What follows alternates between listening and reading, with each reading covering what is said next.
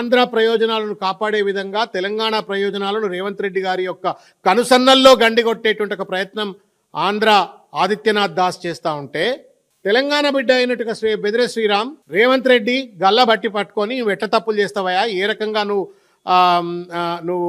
ఇన్ని రకాలైన తప్పులకు పాల్పడతా ఉన్నావు, చంద్రబాబు నాయుడు గారికి ఎట్లా వెసులుబాటు కల్పించే విధంగా, ప్రభుత్వానికి వెసులుబాటు కల్పించే విధంగా నువ్వు ఆ బనకచెర్ల లాంటి ప్రాజెక్టులు కట్టుకోవడం కోసం ఏ రకంగా నువ్వు వెసులుబాటు కల్పిస్తావని చెప్పని నిలదీయాల్సినటువంటి యొక్క నైతికత, సాధికారత, అంతో ఇంతో అవగాహన ఉన్నటువంటి ఒక బెదిరే శ్రీరామ్ రెడ్డి పొలోం అని చెప్పని వాళ్ళ బీఆర్ఎస్ పార్టీని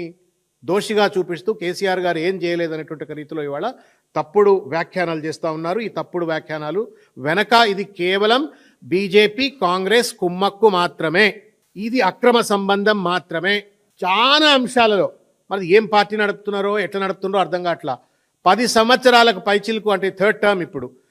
టర్మ్ బీజేపీ కేంద్రంలో అధికారంలో ఉండగా రాష్ట్రంలో మాత్రం ఇవాళ